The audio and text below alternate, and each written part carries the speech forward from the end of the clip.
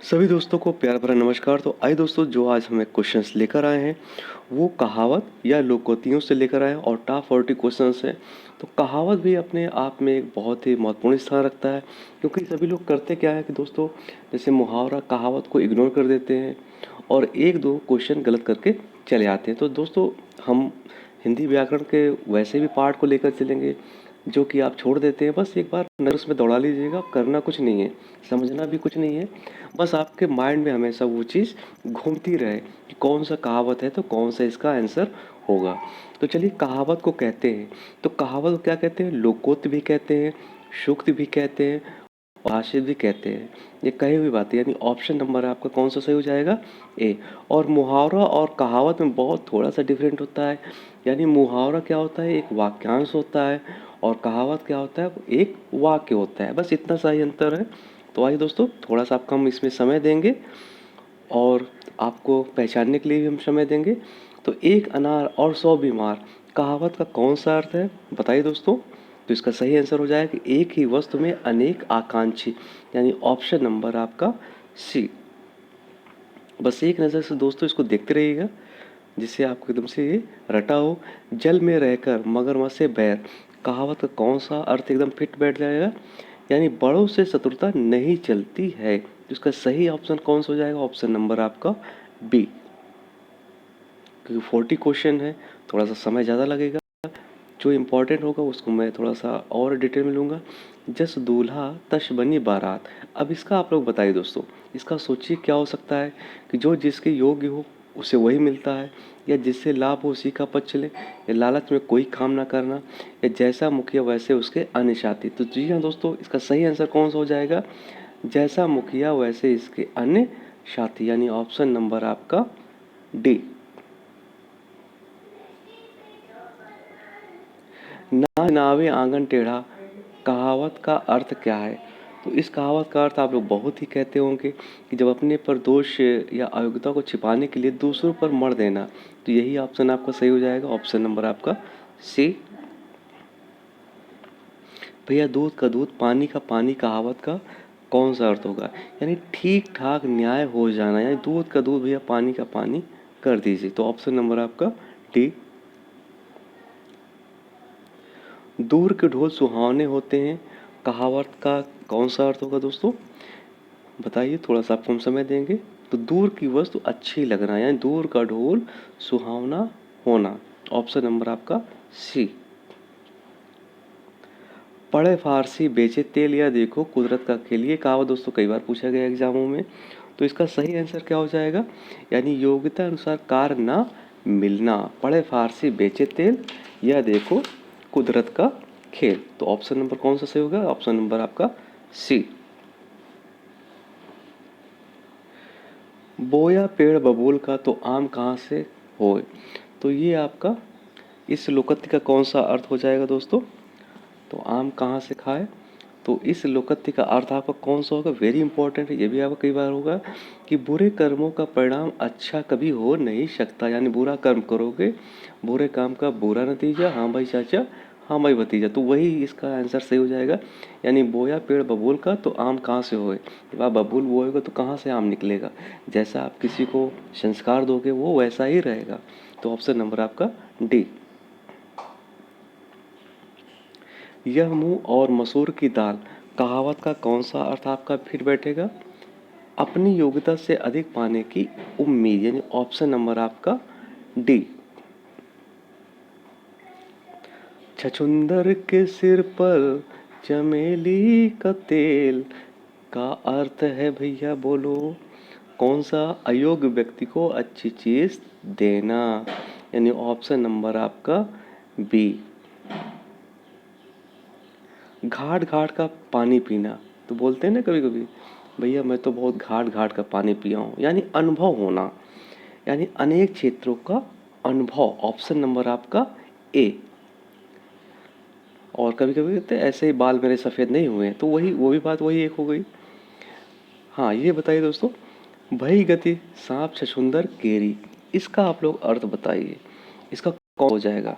शिकार की स्थिति, आक्रामक स्थिति, या हास्यास्पद स्थिति, या असमंजस की स्थिति? तो दोस्तों इसका हो जाएगा आपका असमंजस की स्थिति, यानी ऑप्शन नंबर आपका डी।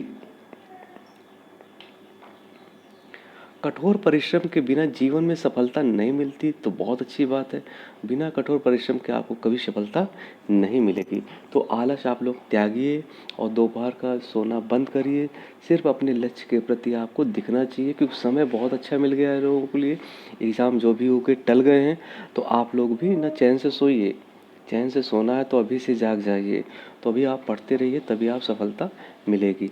तो कठोर श्रम के बिना जीवन में सफलता नहीं मिलती, इस संदेश की व्यंजक उक्ति में से कौन सी होगी? तो कौन सी होगी? जो कि तिन खोजा तिन पाइया गहने पानी पैठ। तो आपका ऑप्शन नंबर आपका सी।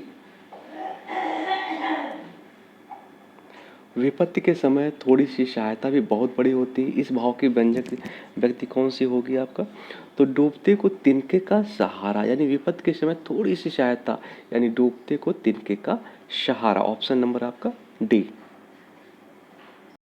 आंधी आवे बैठ गंवाने, लोकोक्ति का अनुपयुक्त उपयुक्त अर्थ कौन सा होगा? तो आंधी आवे बैठ गंवाने का कौन सा अर्थ होगा दोस्तों?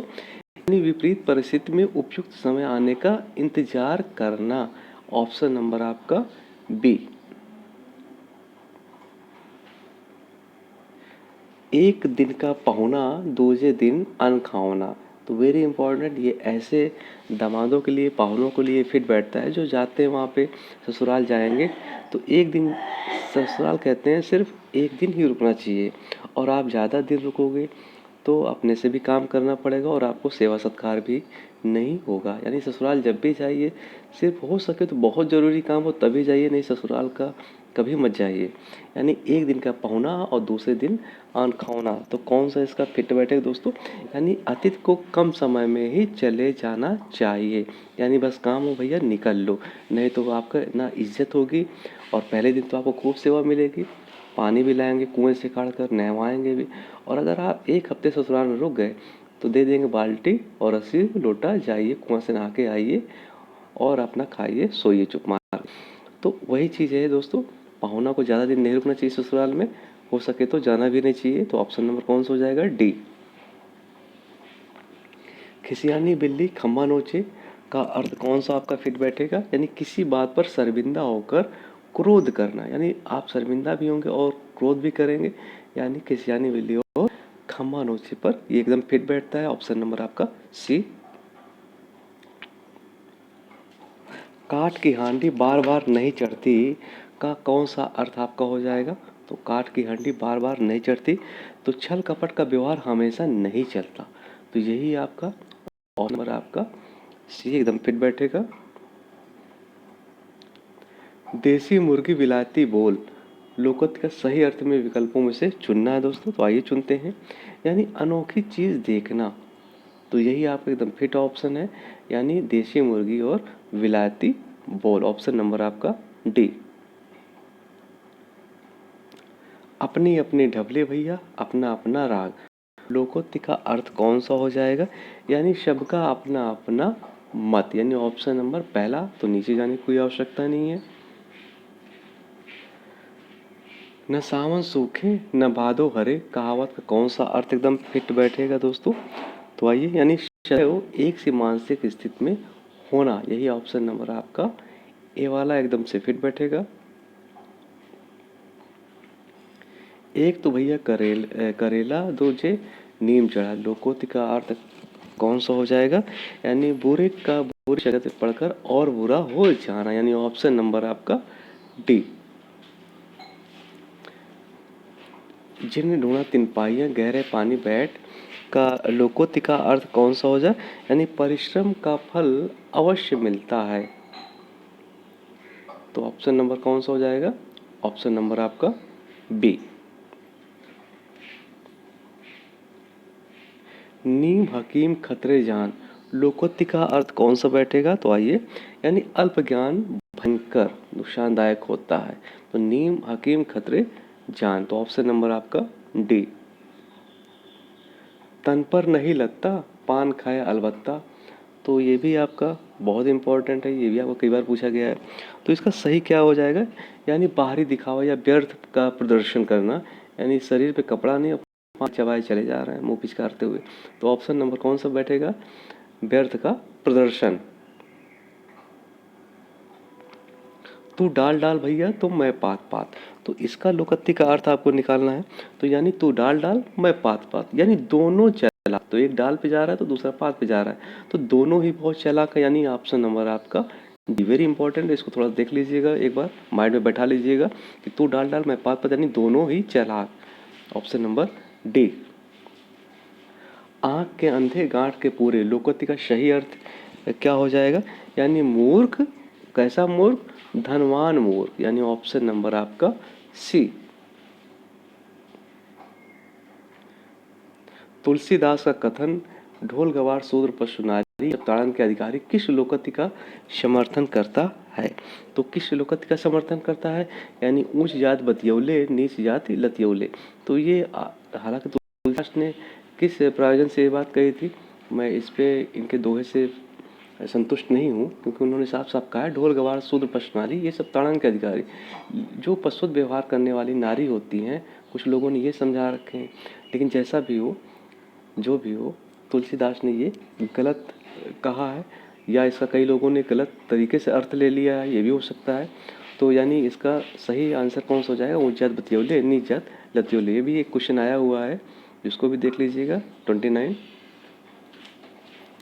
ऊँट के मुंह में जीरा। तो ऊँट के मुंह में जीरा का क्या अर्थ हो जाएगा?